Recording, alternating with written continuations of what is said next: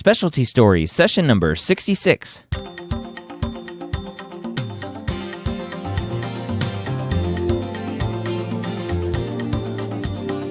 Whether you're a pre-med or a medical student, or in this case a resident, you've answered the calling to become a physician.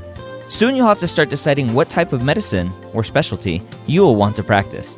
This podcast will tell you the stories of specialists from every field to give you the information you need to make sure you make the most informed decision possible when it comes to choosing your specialty. Whew, I added a couple extra words into that podcast, or that intro, because today I have a great guest, somebody who is trained as an OBGYN, but then did fellowship training in reproductive endocrinology and infertility. And so you may be an OBGYN resident listening to this thinking, is REI, which is known as, is REI right for me?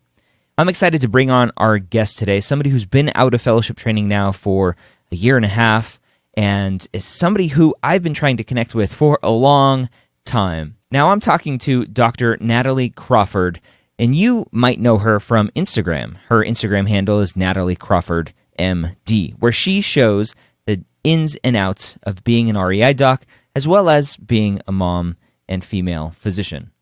So in this discussion, we'll talk about what drew her to reproductive endocrinology and infertility, and actually something different in this episode is why she chose to change residencies. She actually started off in one residency and then changed to OBGYN after her first year. So we have a great story to tell, some great information about reproductive endocrinology and infertility. If that is something you may be interested in, I hope this podcast will help you. Let's go ahead and jump in and find out from Dr. Crawford when she first realized she wanted to be an REI doc. I didn't know it when I was in medical school, so I had a hard time deciding what to go into.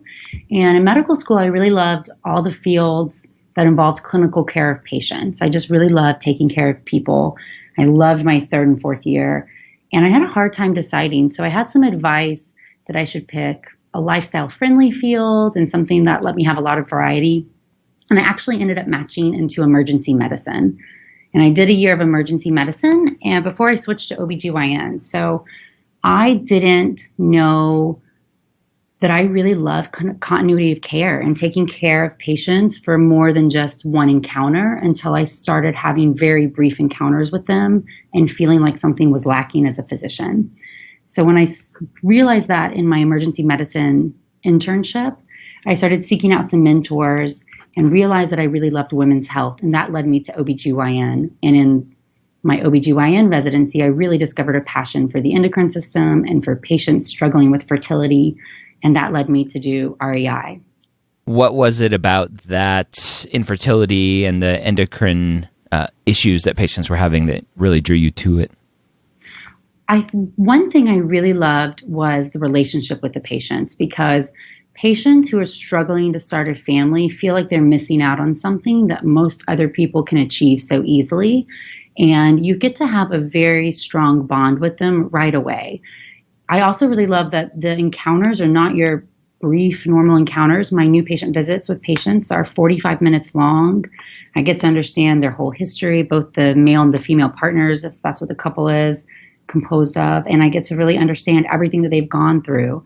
So having that type of a connection with a patient and trying to see them from a point of being very low to being very high with the goal of pregnancy, that really drew me to the field. And the endocrine system, I just find it fascinating how all these hormones work together. There's all these feedback loops. I loved that part of the body, how it was a puzzle that made a lot of sense. So that really sucked me in a nerdy way. You may be the first physician that I've had on this podcast that's switched residencies mid-residency.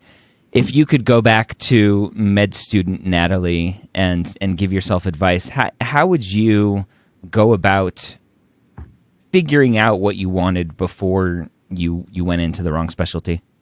I think it's a great question. One thing I will say is that I always tell med students when I talk to them now, not to be afraid, because I was really fearful. I heard many people tell me, don't go into OBGYN because of the lifestyle. Oh, if you want to have a family, you're not going to be happy in a surgical field. You don't want to work that hard. You'll never be a wife or a mom or XYZ. And I think that fear really led me to not want to do things, even if I was really drawn to them. And I'll say on the flip end of that, that I didn't really have any mentors who knew me well enough to probably be giving me the best advice. So I would say don't be fearful of things and let fear drive your decisions, but really listen to what drew you to medicine and why you really like patient care or research or surgery or whatever you really love. What is it that you love? And then find a mentor who can get to know you well enough and help guide you and, either validate or put away some of those fears so that you can make a decision that really sits with what your goals are. What traits should a physician have or should a med student have as they're seeking out and thinking about REI? So I think it's a hard question because you have to go through OBGYN first. So OBGYN is a notoriously difficult residency. You have to have a really good work ethic. You have to be able to think quick on your feet. You have to like taking care of patients and enjoy variety because there's a lot of primary care, there's surgery, there's some stuff very basic, there's some stuff very emergent. If you like all of those things and you like taking care of women as your base population, those of us who go into REI tend to be a little more particular. We're really OCD. We like details. We're perfectionists, love the OR, microsurgery, and really kind of hone in on some of the small minutia. So if you're somebody who really likes things always to be an emergency, or you don't like thinking about the really small details or explaining things to a patient in a really particular way, it may not be the field for you. When you were in your residency thinking about fellowships, were there any fellowships that you were kind of torn between? There were. When I first switched over to OBGYN, I thought that I may want to do a fellowship. I loved the idea compared to in the emergency room where you know just a little bit about everything. I loved that a subspecialist knows everything about a smaller segment. You could really be the expert. You're the end game that your peers come to when they have a question. And I really liked that aspect of being a subspecialist. I liked maternal fetal medicine, which is, high risk obstetrics. So a combination of kind of the mother-baby endocrine system and a lot of how disease plays into that. And I also liked REI a lot. I was drawn more towards REI because of the deeper relationship with the patient. I felt like they're struggling a little more and they really rely on their doctor heavily.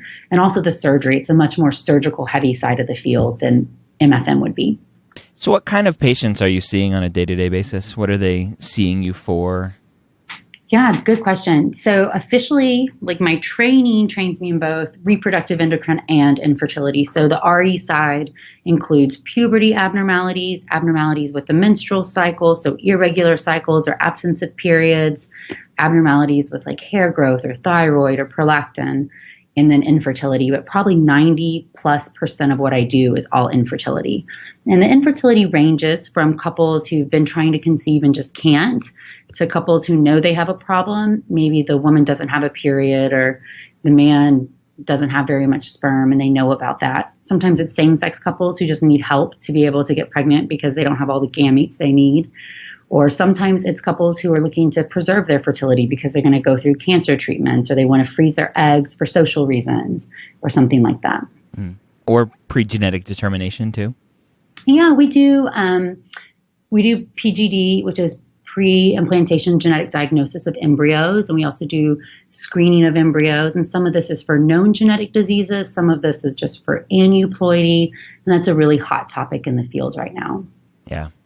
For students who love the investigative piece of medicine, what percentage of your patients are coming to you with a known diagnosis, or what percentage are coming to you and you actually have to figure out what's going on?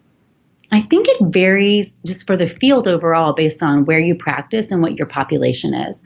I have a lot of referring docs in town, so I work with a lot of the generalist OBGYNs, and their style really varies. So if they like infertility, they tend to like to do the workup and then send the patient to me. So they're coming to me essentially with that piece already known.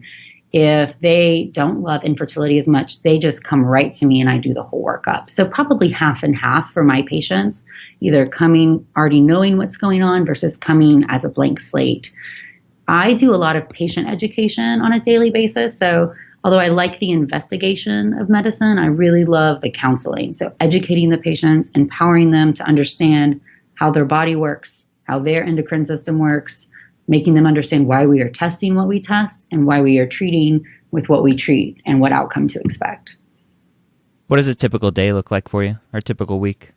Yeah, it really varies. So I have clinic time and then OR time, and then IVF can happen at any time. So my typical week is Monday, Tuesday, and Thursday are full clinic days. And clinic days involve 45-minute long new patient consultations, 30 minutes of follow-up visits for patients who are in a variety of treatment stages, and a lot of ultrasound. So I do hands-on ultrasound myself for patients who are beginning or in the process of doing fertility treatments, and then making plans for them and adjusting what they do.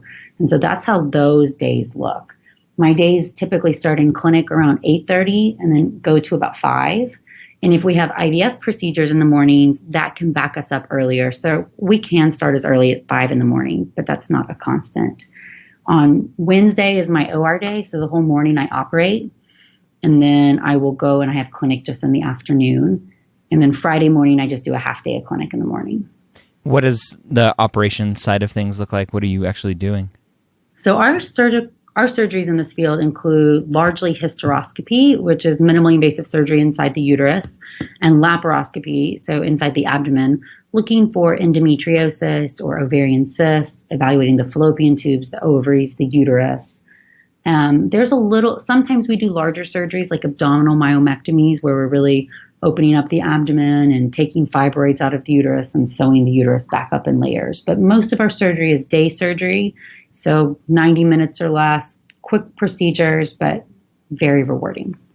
And the IVF side of things, just watching you on Instagram, it seems like can happen very early in the morning, on weekends. That seems to be a kind of a crapshoot of when that happens. It's very true. So there's a lot that we can control and there's a lot that we can't control. And so when it goes to how a woman's going to respond to medications and how fast her body will grow to a point of having mature eggs is variable for each woman. And we have elected at our practice, and this is not how every practice does it, but I'm at a practice with just 2 physicians. So we start our egg retrievals, taking the eggs out of the body early in the morning so that our clinic won't be impacted and we don't have to reschedule patients as much, and we can get home at the end of the day. Some clinics that are larger have a dedicated IVF person that day, and so they don't always start that early. The weekends is a trade-off to not doing calls. So my counterparts who are OBGYNs who have 24-hour call in the hospital, I don't ever do that. But I will work right now every other weekend on Saturday. And then if IVF happens, sometimes we'll be here on Sunday too. So that's the trade-off for us. With all of that unknown time, as well as what seems like a busy week as well, do you feel like you have enough time for family? I have 2 really little kids. So I think that's a constant struggle. And I think that's going to be the way for, in reality, any working parent to try to balance having toddlers and having a full-time job. Certainly there's some days where the balance swings more towards the office and the practice, and then other times where the balance swings more towards the family. So I just try to take my breaks where I can get them. I have a lot of flexibility with my schedule, so I'm able to block off 3 hours in the middle of the day and go to the Valentine's party and do those type of things, and that is really important to me. So even though I may not see them for breakfast every morning, I'm able to be there at the school events, and I'm able to be there for dinner every night, and those things at least to me, help make up the difference right now. What does the path look like to get to become a fellowship-trained REI doc? Yeah, so great question. So 4 years of an OBGYN residency. And if you want to do REI, you're probably doing research during your residency in some of that time because it's a pretty competitive field.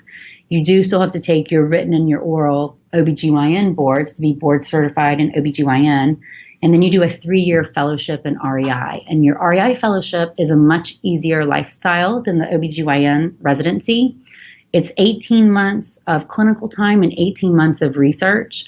So the research is a huge part of becoming board certified in REI. So you have to have a significant project that gets published and make a thesis and be able to defend it as part of your board certification for REI.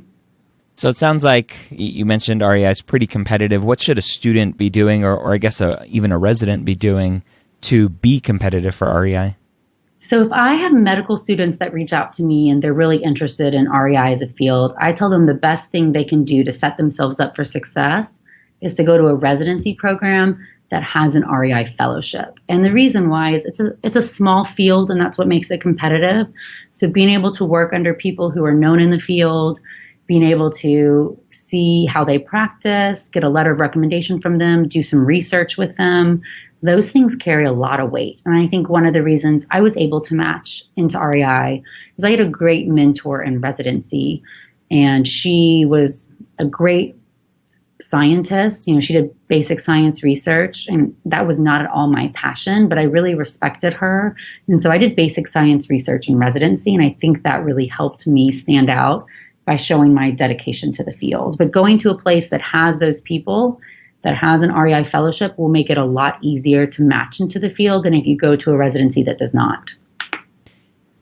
For the osteopathic student listening to this who is now interested in REI, have you seen any negative bias towards the DOs in the world?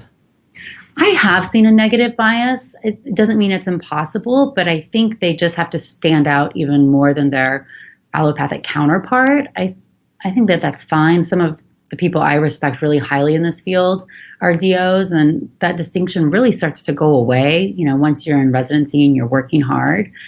But I think they just do have to prove that it's something they really want to do, which is largely by research or away rotations or something like that, maybe more than their equal counterpart might have to. Yeah. And that's a little bit harder because I think DO schools are known to be a little bit less research heavy than their MD school counterparts. Right. Once you are an REI trained, fellowship trained doc, for somebody who's crazy enough to further subspecialize, are there any other opportunities for that? There are not. So once you've done these 7 years of training, you can't really go past that. There's definitely people have their own other interests. So there's certainly some people who are interested in, clinical research or have a master's in public health. I have a master's of science in clinical research that I obtained during my fellowship because I really love clinical research. And some people have a PhD because they love lab work, or a master's in business, but there's really not, any further subspecialization after REI. For the general OBGYN or future general OBGYN listening to this, what do you wish they knew about REI to make your job easier to help your patients in the future? What I tell every generalist is to know what their own limitations are. If they like infertility, then I give them all, in this area, I give them all my cell phone. I say, reach out to me. I'm happy to have them do more and to learn more and to take care of patients in that fashion. But if it's something that they don't like, to not feel like they have to do certain things and not be afraid to refer to the subspecialist faster. There's some patients I wish had come to me earlier that I felt like a generalist maybe hung on to them a little longer. And so I always say you can't send them too early. Every patient is unique and different, and you don't really know what their journey will look like. So if they're wanting to come see the subspecialist, don't hesitate to send them. What other specialties do you work the closest with? Urology would be the next one that we work the closest with, because some of the male factors, we need urology's help to extract sperm in the OR or to help evaluate why a man maybe doesn't have the sperm levels that he should. So urology is who else we work with really closely. For somebody who may go into REI with the best of intentions and realize maybe clinical practice isn't the best for them, are there any special opportunities outside of clinical medicine as an REI doc? I mean, the majority would be in research. So typically at an academic institution with research, or possibly with pharma, depending on what your interest was. There are not that many other opportunities, at least currently, although it's a new world. You could certainly create your own thing like you have with the podcast. So. You become a podcaster. Exactly. What do you know now that you wish you knew before going into REI? That's a good question. I really think the one thing that I didn't have as good of a handle on is how much the patients really need you. And the one thing I try to focus on my day is that no matter what's going on at home, or if I need to get home for the kids, or I have this other deadline, is to just really focus on the couple in front of me, because although I see many patients in a given day, for those patients, like sitting right in front of me at that new patient visit, this is the thing they've been dreading. Nobody wants to come into the infertility doctor's office. Nobody looks forward to seeing me. And so trying to establish that relationship really early really takes investing in the relationship from from the very beginning. And I don't think I really appreciated that earlier in my career like I do now. What do you like the most about being an REI doc? The babies. I love when they bring the babies back. So, seeing a couple who has made it through the journey, I always say it's a marathon. So when they make it to the end, and to see that they're either now a family or their family has grown, and how happy they are, and when they can describe that it all makes sense to them now, I can tell a woman who's had 5 miscarriages that one day it'll make sense, that she'll never have the child she was going to have if any of those had worked out. That's really hard for her to visualize until she's holding that baby. So I love when they bring the babies back that we've worked so hard to achieve. What do you like the least? The pregnancy loss, so it's the roller coaster of getting so close to where you need to be, having achieved the pregnancy, see a baby grow, and then have it not succeed for whatever reason. That heartbreak is kind of exemplified. A lot of patients would say they'd rather just not get pregnant from any given treatment than have to go through the heartbreak of the miscarriage. And when that happens after a long journey, it's really tough. Do you see any major changes coming to the field anytime soon? So genetics is like the hottest topic in the field right now. So genetic testing of embryos. And as we've gotten better at that, we're starting to open up all new kind of options for testing the uterus, because as these genetically normal embryos are not implanting, we're starting to realize it's more than just genetics. You need a good environment. So I don't know how that interplay will work out. It's such a high-tech field that I love it. The fact this genetic testing that we're doing now wasn't even done 10 years ago, and the fact that egg freezing was experimental 10 years ago, and now I talk about it on a daily basis. I love that. The one thing probably that'll be the biggest on the horizon will be being able to mature eggs inside the lab. Right now, you can only mature eggs in the body, and you can freeze them once they're mature. And that's how you do egg freezing, or for IVF, you can fertilize a mature egg. But if you can take eggs, it's called IVM, so in vitro maturation, and get them from the immature to the mature stage inside the laboratory, that'll really change the game for us. It'll allow IVF to be done in a safer way, and it will allow more options for fertility preservation for patients who have cancer, especially at a young age. If you had to do it all over again, would you be an REI doc? Oh, 100% yes. Debatable if I would have taken that extra year to do an emergency medicine residency, but I would definitely do REI all over again.